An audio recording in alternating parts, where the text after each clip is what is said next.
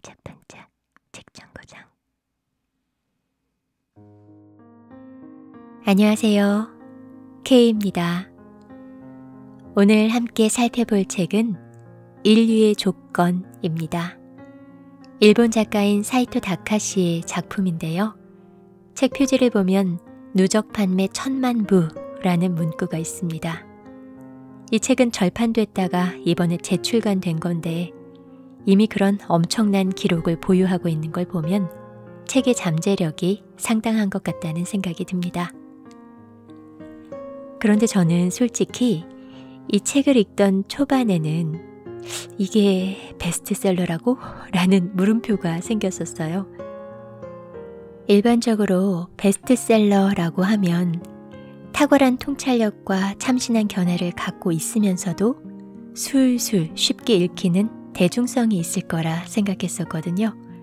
그런데 이 책은 적어도 제 기준에서는 어렵진 않지만 그렇다고 쉽게 읽히는 책도 아니었어요. 몰입감 있는, 소위 재밌는 책은 아니었다는 거죠. 그런데 묘한 건 책을 끝까지 다 읽고 나서 내용을 정리하려고 책의 앞부분에 있는 작가의 프롤로그를 다시 읽어봤는데 그제서야 이거 재밌네? 하는 느낌이 들었다는 거예요. 그동안 읽었던 내용들이 머릿속에 파노라마처럼 쭉 지나가면서 이게 이런 얘기였구나, 이렇게 적용하는 거구나 하면서 정리가 되더라고요. 작가의 내공이 그때 느껴졌습니다. 네, 그럼 이제 책 내용을 살펴볼 텐데요. 차례대로 살펴보진 않을 거고요. 가능한 한 좀 더 재미있을 만한 내용들로 배치해서 들려드리도록 하겠습니다. 이 책의 핵심 키워드는 숙달입니다. 숙달을 국어사전에서 찾아보면 익숙하게 통달함이라고 되어 있습니다. 특정 분야에 익숙해지고 그 분야를 훤히 잘 알게 되는 것, 바로 그게 숙달의 기본 의미인 건데요. 작가는 우리가 인류가 되려면 숙달이라는 그 능력을 키워야 하는 거라고 말합니다. 그리고 그 능력을 키울 수 있는 방법을 구체적으로 제시하는데요. 저는 이 부분이 좀 신선했어요. 저는 그동안 어느 분야에서든 인류, 즉 최고가 되고 싶다는 생각은 안 해봤던 것 같아요. 인류는 애초에 그 분야의 능력을 타고난 사람들만 되는 거라고 생각했거든요. 그런데 작가는 작가가 제시하는 이 세 가지 힘을 갖추면 누구나 인류가 될 수 있다고 말합니다. 그 세 가지 힘이란 첫째, 훔치는 힘, 둘째, 요약하는 힘, 셋째, 추진하는 힘입니다. 그럼 먼저 훔치는 힘에 대해서 살펴보시죠. 관련 일화를 먼저 살짝 편집해서 읽어드리겠습니다. 1970년대 일본의 간판 투수인 야마다 히사시는 프로야구 통산 284승이라는 진기록을 남겼다. 야마다 선수의 시그니처는 언더핸드 투구 폼이었다. 그의 공은 낮게 출발하여 직구로 솟아오르는 속도가 압도적이어서 타석에 들어서는 타자마다 가뿐하게 삼진으로 잡아냈다. 그러나 세월 앞에 장사는 없었다. 시간이 지날수록 그는 직구만으로는 더 이상 승산이 없음을 느끼고 변화구를 연구하기 시작했다. 당시에 야마다가 속해 있던 야구팀에는 또 다른 언더핸드 투수인 아다치 고히로가 있었다. 아다치는 야마다와 대조적으로 스피드는 다소 떨어졌지만 커브와 싱커 기술로 상대를 제압하는 피칭을 구사하는 선수였다. 한창 싱커 기술을 연구하던 야마다는 좀처럼 뜻대로 되지 않자 용기를 내어 아다치에게 싱커 기술을 가르쳐달라고 부탁했다.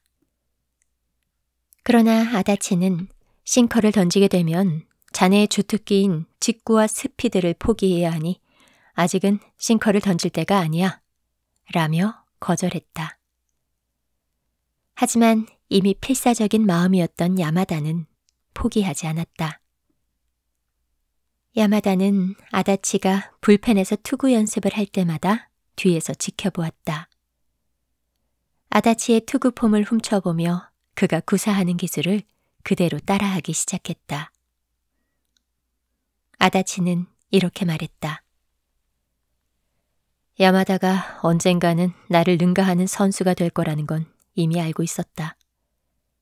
다만 그 당시 그의 부탁대로 선뜻 싱커를 가르쳐 주었다면 나로서는 당장 밥줄이 끊기는 상황이 될 것이므로 바로는 가르쳐주고 싶지 않았다. 하지만 야마다는 역시 연습벌레이자 집념의 사나이였다. 가르쳐주지 않는다면 훔쳐서라도 배우겠다는 마음이었던 것 같다. 포스트 시즌이 시작될 무렵 야마다의 투구 자세와 싱커를 보며 나는 그날이 왔음을 직감했다. 한 팀에 같은 스타일의 투수가 2명씩이나 있을 이유는 없지 않나. 그래서 결국 아다치는 야마다에게 손을 내밀었다. 야마다는 그때를 이렇게 회상한다. 만약 아다치가 제게 싱커를 바로 가르쳐 줬다면 저는 겨우 이런 거였잖아 하고 소중하게 여기지 않았을 겁니다. 하지만 그가 거절했기 때문에 저는 더욱 절실해져서 밤낮으로 고민하며 연습에 몰두했습니다. 드디어 어느 날 아다치가 제게 야구공 잡는 법을 보여주겠다고 하더군요. 이제 어렴풋이 알겠다 싶었던 때에 아다치가 조언을 해주었기에 저는 그의 말을 바로 이해할 수 있었습니다. 그의 시범을 보며 공 잡는 법에서는 큰 차이가 없을 거라 생각했던 제 추측이 틀리지 않았음을 확인할 수 있었습니다. 비록 어깨 너머로 배웠지만 저조차도 미처 깨닫지 못한 사이에 이미 싱커 기술과 공 잡는 법까지 완전하게 습득한 거죠. 하루에도 수백 번씩 같은 그룹에서 투구 연습을 했으니 그럴 만도 합니다. 지금 저의 싱커 기술은 제 나름대로 치열하게 고민하며 다져온 기술이기 때문에 아다치 선수의 싱커와는 조금 차이가 있습니다. 아다치 선수의 싱커는 직구로 날아오다가 갑자기 뚝 떨어지는 것이 특징이지만 저는 좀 더 공중을 휘젓다가 떨어지는 싱커가 목표였어요. 손가락 사이를 최대한 넓혀서 던지는 것이죠. 말하자면 야마다표 싱커랄까요? 네, 이 일화에서 야마다 선수는 아다치 선수의 싱커 기술을 배우기 위해 그를 따라했습니다. 그런데 따라하기만 한 게 아니라 밤낮으로 방법을 고민하며 연습했죠. 무엇이 부족한지, 어떻게 자신만의 것으로 체화할 수 있을지, 이게 맞는 건지에 대해서 끊임없이 자신에게 물음표를 던지며 고민했기 때문에 아다치 선수가 조언을 해왔을 때 바로 이해하고 적용할 수 있었습니다. 즉, 훔치는 힘이란 단순한 모방이 아니라 모방을 통해 작용의 원리를 이해하고 자신의 능력과 결합시켜 체화시킴으로써 완전히 자신의 것으로 만드는 거라는 걸 알게 됩니다. 그럼 이에 대한 작가의 생각을 읽어드리겠습니다. 기술을 훔치려면 그저 눈으로 보기만 하는 것으로는 부족하다. 범위를 좁혀 반드시 훔쳐야 할 핵심을 찾아내야 한다. 이 핵심 포인트를 걸러내는 과정이 곧 기술을 훔치기 위한 밑바탕이 된다. 기술을 훔치는 힘은 단순한 모방과 전혀 다르다. 외형적인 모습만 모방할 뿐 그 속에 숨은 본질을 놓치는 사람들이 의외로 많다. 기술을 훔쳐내는 힘의 근본은 암묵적으로 이루어지는 작용을 인지하여 자기 밖으로 드러내는 것이다. 그리고 밖으로 드러난 생각 또는 의식을 다시 한번 자기 몸에 체화시킴으로써 완전히 자기 것으로 만들 수 있다. 이러한 일련의 과정을 거쳐야만 비로소 완전히 기술을 훔칠 수 있는 것이다. 네, 기술을 훔치기 위해서는 겉으로 드러난 행위만 따라하는 게 아니라 그 기술이나 경험 속에 내재되어 있는 말로는 표현되지 않는 지식이나 능력을 제대로 파악해서 다시 자기 것으로 체화해야 한다는 건데요. 표현이 좀 추상적이죠? 이런 예를 들어볼 수도 있을 것 같아요. 배드민턴을 아주 잘 치는 사람이 있어요. 그런 사람을 따라하다 보면 좋은 기술들을 배울 수가 있게 되겠죠. 하지만 따라할 때는 생각 없이 동작만 따라하는 게 아니라 그 동작의 핵심이 뭔지를 파악해야 그걸 익히고 발전시킬 수 있게 될 거예요. 그리고 운동에는 감이라는 게 있잖아요. 그건 말로는 딱 뭐라고 표현하기가 어렵죠. 그 동작을 수차례 반복할 때 어느 순간 아, 이거구나 하는 느낌이 올 때가 있잖아요. 그게 바로 감인 건데요. 그때에서야 비로소 그 기술을 온전히 이해하고 자기 것과 결합시킬 수가 있게 됩니다. 이러한 과정은 운동만이 아니라 예술, 공부할 것 없이 일상의 모든 부면에 적용해야 하는 숙달을 위한 전제 과정이라고 작가는 말합니다. 다음으로 필요한 힘은 요약하는 힘입니다. 작가는 이 힘을 세 가지 힘 중에 가장 중요한 것으로 언급하고 있는데요. 요약하는 힘과 관련된 일화를 한 가지 읽어드릴게요. 한 사람이 부모에게 설법을 생활의 수단으로 삼는 승려가 되어라 라는 권유의 말을 들었다. 이 말을 들은 그는 승려가 되기 위해 가장 먼저 말타기를 배웠다. 사람들이 설법을 듣기 위해 말을 데리고 와 그를 모셔가려고 할 때 낙마한다면 어설프고 한심하게 볼 것이라는 생각에서였다. 더불어 설법이 끝난 뒤 그 집에서 술이라도 권하면 그 자리에서 선뜻 부를 수 있도록 유행가도 연습했다. 아무런 재주도 없는 사람으로 보여 비웃음을 사고 싶지 않았기 때문이다. 이 두 가지 재주를 배우고 익히면서 요령을 터득하게 되자 그는 점점 더 잘하고 싶어져 바지런히 연습했다. 그러나 그 일에만 몰두한 나머지 가장 중요한 설경은 배우지도 못한 채 나이를 먹고 말았다. 네, 두 번째 힘이 요약하는 힘이라고 했는데 이 일화를 읽어드려서 뭐지? 하시는 분들도 계실 것 같은데요. 작가가 말하고자 하는 요약하는 힘은 단순히 문장을 짧게 줄이는 것만을 뜻하는 것이 아니라 모든 현실의 상황에서 중요한 것을 집어내는 능력을 의미합니다. 일화 속의 주인공은 무엇이 중요한지를 파악하지 못해서 격가지 것들로 허송세월을 보냈죠. 이 예는 좀 극단적이긴 하지만 일상에서도 생각보다 많은 경우에 요점을 파악하지 못하는, 즉 중요한 것에 에너지를 집약하지 못하는 때가 의외로 많습니다. 이에 대한 작가의 생각을 읽어드릴게요. 요약력은 숙달의 기본이다. 한 가지 기술에 숙달하려면 자신에게 주어진 과제를 명확히 이해하는 과정이 전제되며 과제의 요지를 엉뚱하게 이해하면 숙달에 이르는 길은 멀어지고 만다. 요약의 기본은 핵심을 남기고 그 외의 주변 요소는 과감히 버리는 것이다. 요약력이란 결국 중요도를 파악하는 것이다.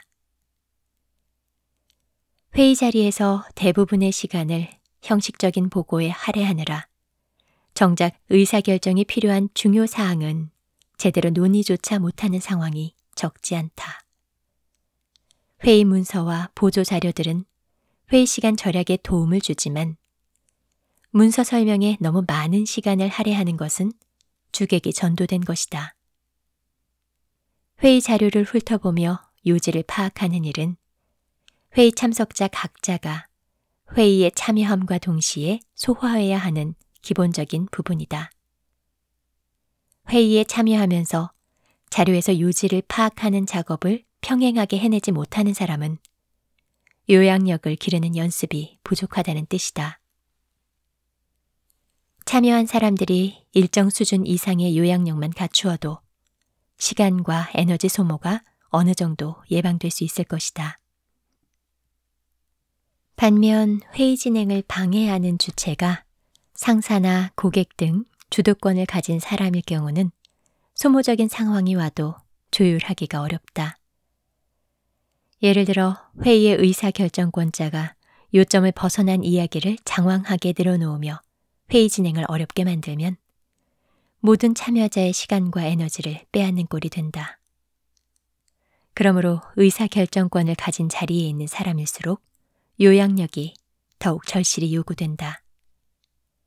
요약력의 기본은 80% 이상의 가치를 지닌 사항을 정확하게 찾아내는 습관이다.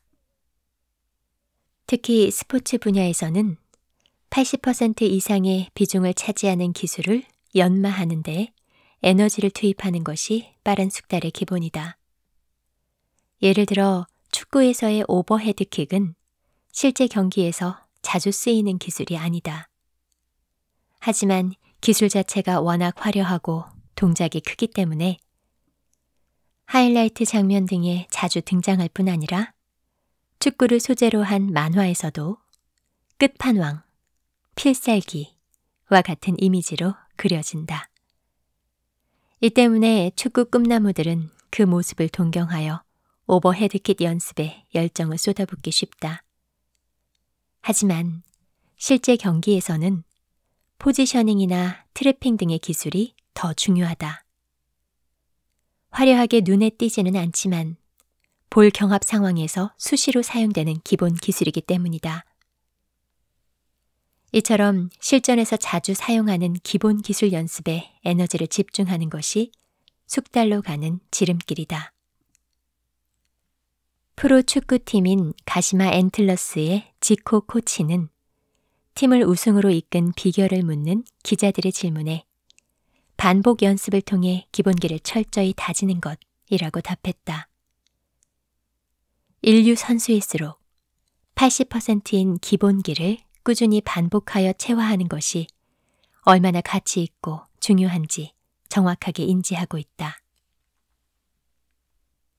네, 이 말에서 우리는 요약하는 힘이 해당 건에서 80% 이상의 비중을 차지하는 것을 파악해내는 것임을 알게 되는데요. 이 힘을 기르기 위한 방법으로 작가는 2대8 공식을 적용해 볼 것을 권합니다. 책의 20%만 읽고 나머지 80%의 내용을 유추해보는 훈련인데요. 2대8 공식을 적용하는 데 도움이 되는 요령이 있습니다. 이 부분은 직접 읽어드릴게요. 책을 읽기 전에 여기서 이것 정도만 알면 책의 80%를 파악한 것이나 다름없다 라는 구체적 목표를 머릿속에 그려보면 이 목표가 중심이 되어 그와 관련된 정보들이 끌어당겨지면서 거대한 자석 기둥이 생겨난다. 회의를 효율적으로 운영하기 위해서는 이번 회의에서 반드시 결정해야 하는 것은 무엇인가? 즉, 과제를 명확히 설정하는 과정이 필수적이다. 마찬가지로 효율적인 독서를 하기 위해서는 이 책에서 얻고 싶은 것이 무엇인가를 어렴풋하게나마 정해보는 과정이 필요하다. 독서를 통해 얻고자 하는 것, 즉 과제를 파악하는 것이 궁극적인 목표라는 마음으로 독서에 임하면 대량의 책도 무리 없이 읽어낼 수 있다. 중심이 될 질문을 설정할 때는 제목이나 목차 또는 후기 등을 참고하면 좋다. 여기서 중요한 것은 기둥이 되어줄 질문을 설정하는 습관 들이기다. 이러한 습관이 완전히 몸에 배면 요약력은 자연스럽게 따라온다. 더불어 키워드를 정해보는 연습도 매우 효과적이다. 책을 읽기에 앞서 키워드를 3개 정도 생각해두면 책을 대충 넘기며 읽어도 그 단어들이 눈에 쏙쏙 들어올 것이다. 그리고 해당 키워드들을 중심으로 앞뒤 문맥을 파악해 가다 보면 이전까지 제각각이었던 정보들이 하나로 모여 단단한 기둥을 이루게 된다. 키워드가 저절로 당신의 눈 속으로 들어오게 만드는 데는 책장을 넘기다가 원하는 키워드가 등장하면 그때마다 동그라미 표시를 해두는 연습이 효과적이다. 네, 마지막 세 번째 힘은 추진하는 힘입니다. 말 그대로 단시간에 압축적으로 밀어붙이는 힘인데요. 이와 관련해서는 작가의 설명이나 관련된 일화가 따로 없었어요. 그런데 작가가 책 후반에서 언급한 일화와 설명이 이와 관련성이 있는 것 같아서 그 부분을 끌어와서 읽어드리겠습니다. 활쏘기를 배우던 사람이 어느 날 화살 2개를 손에 쥐고 관역을 겨누고 있었다. 이를 지켜보던 스승이 이렇게 말했다. 초보자는 화살 2개를 동시에 쥐어서는 안 된다. 2번째 화살을 믿고 첫 번째 화살을 성의 없게 쏘기 때문이다. 항상 자신에게는 한 개의 화살밖에 없다고 생각하는 것이 옳다. 스승이 추구하는 것은 제자가 생각하는 의식 집중보다 훨씬 높은 차원의 집중이다. 물론 제자에게는 첫 번째 화살을 소홀히 쏠 생각이 없었는지도 모른다. 그러나 초보자의 경우 믿는 구석이 생기면 오로지 화살 1개밖에 없다는 생각으로 임할 때만큼의 몰입을 경험하기 어렵다. 자신도 의식하지 못하는 사이에 다른 화살 하나를 믿고 마음이 소홀해지기 때문이다. 젊은 시절에는 여러 가지 일에 뜻을 두어 이름을 알리거나 권위를 얻고자 하지만 아직 시간이 많다는 생각에 게으름 피우며 눈앞에 보이는 일에만 신경을 쏟아 세월을 허비하기가 쉽다. 그러다 보면 정작 어느 것 하나에도 숙달에 이르지 못한 채 속절없이 늙어가는 것이다. 한 가지 일을 반드시 이루고야 말겠다고 결심했다면 그 밖의 일이 부족해지는 것에 상처받을 필요도 사람들의 반응에 일일이 신경 쓸 필요도 없다. 만사에 관심을 두고 마음을 써서는 한 가지 큰 일을 이룰 수 없다. 이 말을 알게 된 것은 마침 내가 입시 준비를 할 때였다. 나는 이 말을 내 나름 단일화라는 콘셉트로 해석하고 받아들였다.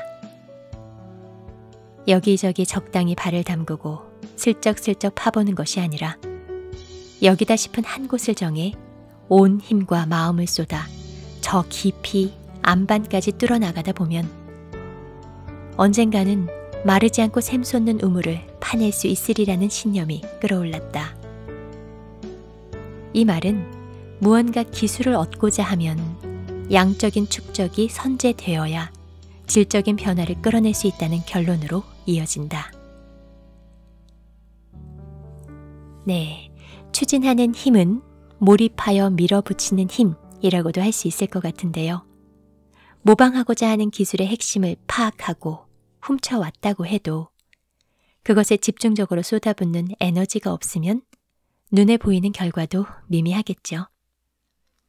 일단 큰 것을 얻으려면 이거 아니면 안 된다는 생각으로 몰입하여 밀어붙여야 달인의 경지에 이르게 될 수 있다는 것이 추진하는 힘의 포인트인 것 같습니다. 이외에도 이 책에는 숙달에 이르기 위한 요소 몇 가지를 더 언급해 주는데요. 그 중에 한 가지만 읽어드리겠습니다. 숙달에 이르기 위해서는 자신이 아직 터득하지 못한 대상에 대한 예감이나 비전을 가지는 것이 중요하다. 미처 경험하진 못했지만 그것을 머릿속으로 그려보고 터득하기 위한 연습 매뉴얼을 세울 수 있으면 숙달에 이를 수 있는 확실성이 강해진다. 앞서 깨달은 자는 자기에게 도의 방향을 밝혀주는 존재다. 이러한 안내자가 있고 없음에 따라 숙달의 경지로 가는 속도는 현저한 차이를 보인다. 좋은 안내자를 찾으려는 노력도 하지 않고 자기 감각과 재능으로 도를 이루려는 비전도 세우지 않는다면 일정 수준까지 도달한 후 이 정도면 되겠지 하며 안일하게 생각하고 숙달에 이르기를 단념하고 만다. 그런 의미에서 볼 때 먼저 깨달은 자는 이러한 실수를 미리 막아줄 뿐 아니라 숙달로 가는데 걸림돌이 되는 불안감을 제거해준다. 스포츠에서도 오랫동안 깨지지 않던 기록을 어떤 한 선수가 깨기 시작하면 기다렸다는 듯 속속 기록이 경신되기도 한다. 전혀 불가능할 것 같았던 기록을 누군가 돌파함으로써 자신도 할 수 있다는 가능성을 확신하게 되는 것이다. 기록이란 인간의 힘으로 얼마든지 깰 수 있다는 사실을 깨우침으로써 솟아오르는 에너지는 실로 거대하다. 즉, 확신을 두고 임하는지 아닌지에 따라 숙달의 성공 여부가 갈리는 분기점이 되는 것이다. 잃어버린 물건을 찾을 때도 마찬가지다. 분명히 어떤 특정 교실에서 잃어버렸다는 확신을 갖고 찾는 경우와 그 교실이 맞는지 아닌지 확신할 수 없는 상태에서 찾는 경우는 그 결과가 확연히 다르다. 비슷한 예로 시드니 올림픽에 참가했던 일본 수영 선수단의 이야기를 소개한다. 국가대표 수영 선수들의 트레이닝 중에 와이어로 몸을 잡아당기는 훈련이 있다.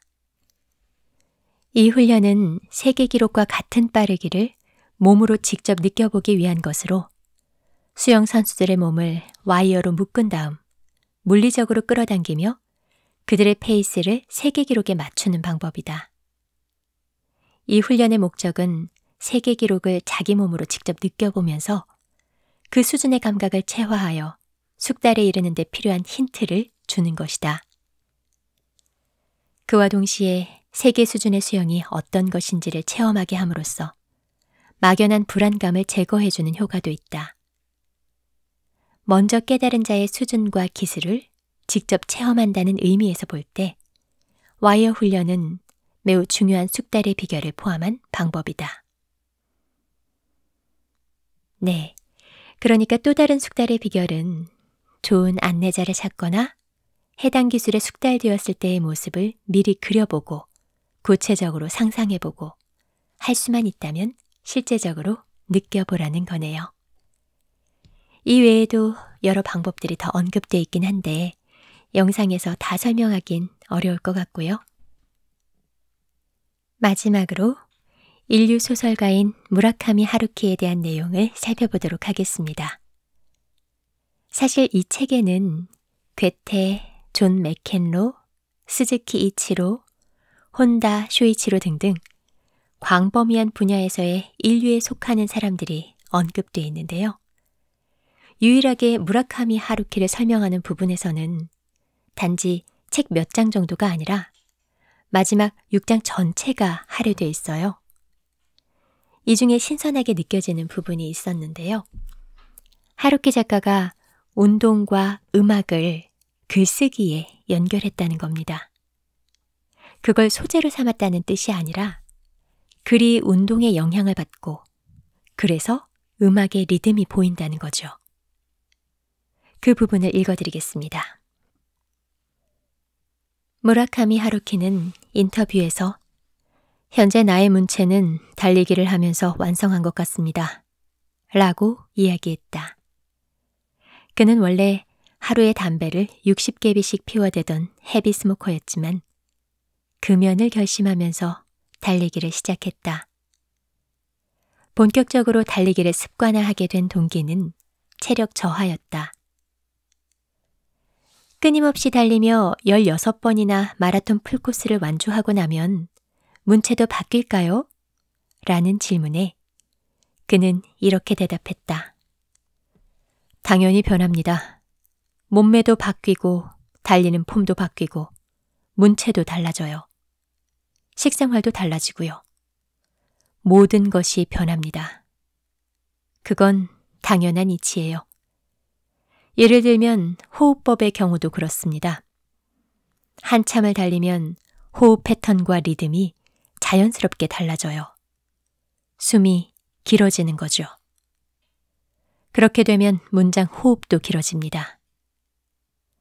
달릴 때 쓸데없이 힘을 너무 써버리면 금방 숨이 차요. 그 사실을 알고 나면 글을 쓸 때도 불필요한 에너지 낭비는 자제하게 됩니다. 제 작품인 바람의 노래를 들어라의 문체와 태엽 감는 새의 문체를 비교해보면 확실하게 느낄 수 있을 거예요. 확실히 후자가 호흡이 길어져 있죠. 그리고 신축성도 상당히 좋아졌습니다. 예전에는 뚝뚝 끊어졌는데 요즘은 일종의 점성 같은 것이 생긴 느낌입니다. 달리기라는 운동이 그저 건강 유지라는 목적으로만 한정되어 하나의 독립적인 활동에 그친다면 문장 스타일의 숙달로는 이어지지 않는다. 달리기를 하면 반드시 문장의 호흡도 길어진다는 보증은 없다. 달리는 것이 글쓰기에 엄청난 영향을 끼친다고 생각하는 사람이 있다면 그 사람이 달린다는 것과 글을 쓴다는 것 사이에 공통하는 과제의식을 갖고 있기 때문이리라. 무라카미 하루키는 단순히 호흡과 문체가 대응하고 있다는 사실뿐 아니라 운동을 통해 호흡법을 체득하고 자기 일의 스타일까지 연마하고 있음을 밝히고 있다. 하루키가 달리기를 습관화하기 이전의 작품인 바람의 노래를 들어라는 점성 없이 건조하고 짧은 문체로 쓰였다. 지금의 문체가 달리기를 통해 만들어진 문체라고 한다면 그 짧은 문체는 어디에서 온 것이냐는 물음에 그는 이렇게 대답했다. 그건 분명히 재즈에서 왔을 겁니다. 그즈음 재즈 카페를 운영하고 있었기 때문에 아침부터 밤까지 볼륨을 크게 올리고 종일 재즈에 취해서 살았죠. 4비트, 8비트, 16비트, 리듬 전부가 몸에 스며들 정도였어요.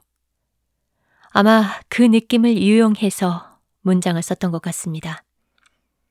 그 시절의 음악들은 지금까지도 내 속에 스며 있어 가끔 꺼내 사용하곤 해요. 음악의 리듬이 완전히 몸속에 스며든 것이죠. 이를테면 글을 써놓고는 오, 이 문체는 미국의 재즈 드러머인 엘빈 존스인데? 이건 토니 윌리엄스야 하면서 말이죠. 몸에 녹아든 리듬이 글을 쓰는 중에 자연스럽게 우러나오는 일도 물론 있으리라. 하지만 자연스럽게 흘러나오는 리듬을 유용하여 기술로 증폭시킨 부분에서 그의 재치와 확고한 과제의식을 엿볼 수 있다. 네, 작가는 인류가 되기 위해서는 훔치는 힘, 요약하는 힘, 추진하는 힘이 필요하다고 했는데요. 그 힘의 숙달을 통해 완성되는 것이 각자가 가진 고유의 스타일입니다. 무라카미 하루키는 인류가 되어가는 과정에서 자신의 스타일을 완성했는데요. 이미 글쓰기에 상당한 에너지를 쏟아부으며 숙달을 이뤄냈기 때문에 그 보편적인 원리를 깨달았습니다. 그랬기 때문에 달리기와 음악과 같은 전혀 다른 분야의 것들까지도 몸에 스미게 만들어 활용할 수 있는 경지에 이르는 것이죠. 무라카미 하루키는 스스로 자신은 소수의 천재가 아니라고 말했습니다. 하지만 인류가 되기 위한 과정들을 몰입하여 추진함으로 결국 자기 스타일을 가진 인류가 되었습니다. 어쩌면 여러분들도 저처럼 굳이 인류가 되고 싶지는 않으실지도 모릅니다.